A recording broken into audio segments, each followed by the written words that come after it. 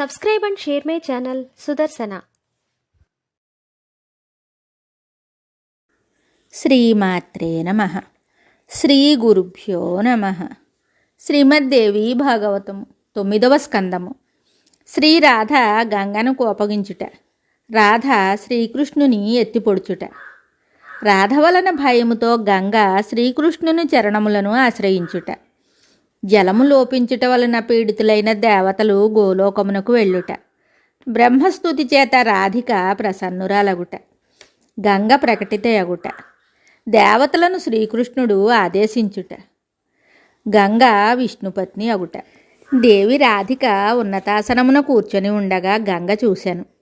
ఆమె రూపము పరమ మనోహరమై ఉండెను. ఆమె తేజస్సుతో ఆ దేవి శ్రీ విగ్రహము ఒప్పారుచుండెను. ఆ సనాతనీదేవి సృష్టి ఆరంభమున అనేక బ్రహ్మలను సృష్టించును. ఆమె వయస్సు ఎల్లవేళలా 12 సంవత్సరములే ఉండును. అభినవ యవనములో ఆమె విగ్రహము శోభలీనుచుండెను. ఈ సకల విశ్వమునందు ఆమెకు సాటివచ్చు రూపవతి గుణవతి లేనే లేదు. ఆ దేవి పరమశాంత స్వరూప, అందమైనది, అనంత, పరమసాధ్వి, ఆద్యంతరహిత. ఆమెను శుభ, సుభద్ర, శుభగా అని కూడా పిలుస్తారు. ఆమె తన స్వామి సౌభాగ్యమున సదా సంపన్నురాలై ఉండును. సకల స్త్రీలలో శ్రేష్ఠురాలు, పరమ సౌందర్య సుశోభిత, భగవంతుడగు శ్రీకృష్ణుని అర్ధాంగి అని చెప్పబడును. తేజస్సు, వయస్సు, ప్రకాశమునందు ఆ దేవి శ్రీకృష్ణునితో సమానురాలు. లక్ష్మీపతి భగవంతుడు విష్ణువు లక్ష్మిని వెంటబెట్టుకొని ఆ మహాలక్ష్మిని ఉపాసించును. పరమాత్మయగు శ్రీకృష్ణుని సముజ్వలమైన సభను ఈమె తన కాంతితో సదా కప్పివేయును. సఖియలిచ్చిన దివ్యతాంబూలము ఆమె నోటిని శోభాయమానము చేయును. ఆమె స్వయముగా జన్మలేనిదే సమస్తమునకు జనని అగును. ఆ దేవి కీర్తి ప్రతిష్టలు జగమునందంతటను వ్యాపించినవి. ఆమె స్వయముగా శ్రీకృష్ణుని ప్రాణములకు సాక్షాత్తు అధిష్టాత్రీదేవి. పరమసుందరియగు ఆ దేవి పరమాత్మనకు ప్రాణముల కంటే అధిక ప్రియమైనది. నారద, రాసేశ్వర్యగు శ్రీ రాధ యొక్క అనుపమ సౌందర్యమును చూచి గంగ మనస్సు తృప్తి చెందలేకపోయాను. ఆమె నిర్నిమేష నేత్రములతో నిరంతరము రాధా సౌందర్య సుధను గ్రోలుచుండెను. మునీంద్ర, ఇంతలో రాధ మధుర వచనములతో జగదీశ్వరుడు భగవంతుడగు శ్రీకృష్ణునితో పలికెను. ఆ సమయమున శ్రీ రాధారూపము పరమశాంతముగా ఉండెను. ఆమెలో నమ్రత వచ్చి చేరెను. ముఖమండలమున చిరునగవు వ్యాపించెను. శ్రీరాధ చెప్తోంది, ప్రాణేశ్వర, ప్రసన్నమైన మీ ముఖమండలమును చిరునవ్వుతో చూస్తున్న ఈ కళ్యాణి ఎవరు? ఈమె క్రీగంటి చూపులు మిమ్ములను లక్ష్యముగా చేసుకున్నవి. ఈమెలో సమాగమ భావము జాగృతమవుతున్నది. నీ మనోహర రూపము ఈమెను పరవశురాలను చేయుచున్నది. ఈమె సర్వాంగములు పులకితములగుచున్నవి. వస్త్రముతో ముఖము కప్పుకొని పదే పదే మిమ్ములను చూచుటే ఈమె స్వభావమా అన్నట్లున్నది. మీరు కూడా ఆమె వైపు దృష్టి సారిస్తూ ఆనందముగా నవ్వుతున్నారు. స్త్రీజాతి కోమల స్వభావము కలది కనుక నేను ప్రేమతో ఈమెను క్షమిస్తున్నాను. మీరు విరజ రజోగుణరహితమైన దేవిని ప్రేమించారు. అప్పుడు ఆమె తన శరీరమును విడిచి మహానదీ రూపమున మార్పు చెందెను. మీ సత్కీర్తి స్వరూపిణియగు ఆ దేవి నదీ రూపమున ఇప్పుడు కూడా విరాజిల్లుచున్నది. ఆమె నుండియే సప్త సముద్రములు ఉదయించినవి. ప్రాణనాథ, మీరు శోభాను కన్యను ప్రేమించారు. ఆమె కూడా శరీరమును వదిలి చంద్రమండలమును చేరుకొనెను. తరువాత ఆమె శరీరము పరమ స్నిగ్ధ తేజస్సుగా పరిణితి చెందెను. మీరు ఆ తేజస్సును ముక్కలు ముక్కలుగా చేశారు. రత్నములు, బంగారము, శ్రేష్టమైన మణులు, స్త్రీల ముఖ కమలములు, రాజులు, పుష్పముల మొక్కలు, పండిన ఫలములు, అలరారుచున్న పొలములు, అలంకరించబడిన రాజభవనములు, క్రొత్త పాత్రలు, పండ్లు, ఇవి అన్నీ శోభాదేవి యొక్క శరీర భాగములే.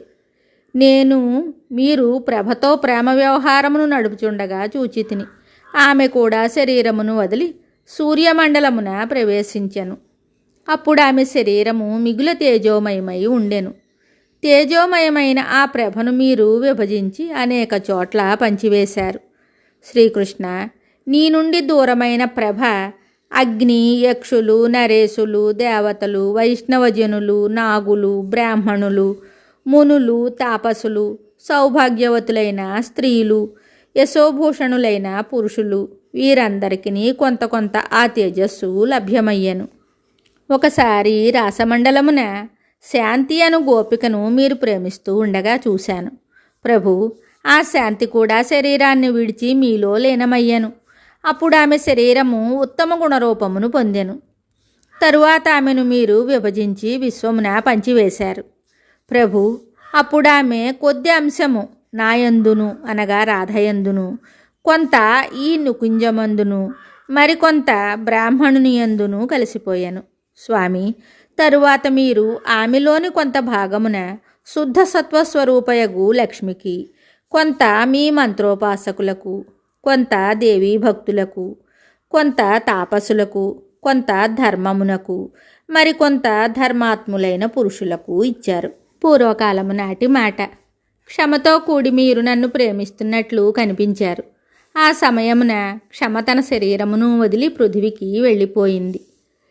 తరువాత ఆమె దేహము ఉత్తమమగు రూపమున పరిణతి చెందెను. ఆమె శరీరమునప్పుడు మీరు విభజించారు.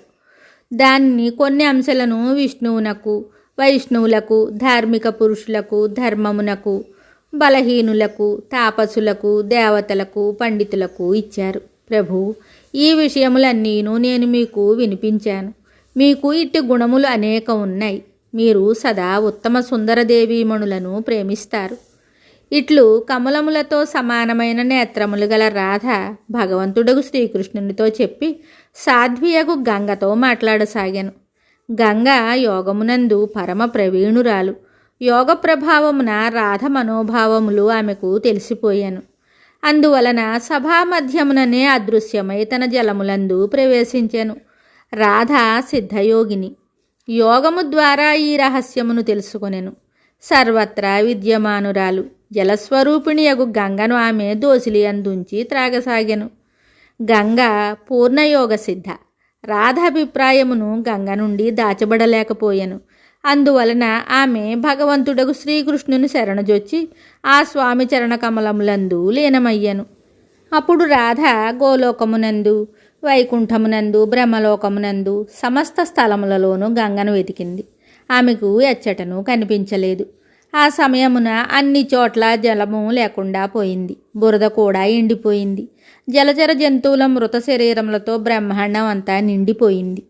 అప్పుడు బ్రహ్మ, విష్ణువు, శంకరుడు, అనంతుడు, ధర్ముడు, ఇంద్రుడు, చంద్రుడు, సూర్యుడు, మనుగణములు, మునిగణములు, దేవతలు, సిద్ధులు, తపస్వీకులు అందరూ గోలోకానికి వచ్చారు. వారి కంఠములు, పెదవులు, తాళవ్యములు అన్నీయును ఎండిపోయాయి. ప్రకృతికి అతీతుడు సర్వేశ్వరుడు భగవంతుడగు శ్రీకృష్ణునకు వారందరూ ప్రణమిల్లారు. పరమేశ్వరుడగు శ్రీకృష్ణుడే అందరికీ పరమపూజ్యుడు. ఆ స్వామి సర్వోత్తముడు. వరములిచ్చుట ఆ స్వామి స్వాభావిక గుణము. వరప్రవర్తకుడని ఈయనను కీర్తిస్తారు. ఈ పరమప్రభువు సంపూర్ణ గోపికా సమాజమున ప్రముఖులకు నిరీహుడు, నిరాకారుడు, నిర్లిప్తుడు, నిరాశ్రయుడు, నిర్గుణుడు, నిరుత్సాహుడు, నిర్వికారుడు, నిరంజనుడని చెప్పబడును. భక్తులను అనుగ్రహించుటయే ఈ స్వామి ఇచ్ఛ. అందులకే ఆయన సాకార రూపమున ప్రకటితుడగును. ఆయన సత్వస్వరూపుడు, సత్యేశుడు, సాక్షిరూపుడు, సనాతన పురుషుడు. ఈ జగత్తున ఈయనకు మించిన గొప్ప శాసకుడు ఇంకొకరెవరునూ లేరు. అందువలన పూర్ణ బ్రహ్మ పరమేశ్వరుడు భగవంతుడగు శ్రీకృష్ణునకు అచ్చటనున్న బ్రహ్మాది సకల దేవతలు ప్రణమిల్లారు, స్తుతించటం ప్రారంభించారు. భక్తి వలన వారి భుజములు వంగి ఉండెను. వారి మాట గద్గదికమయ్యను. కనుల నీరు నిండెను. వారి సర్వాంగములు పులకరింపసాగాను.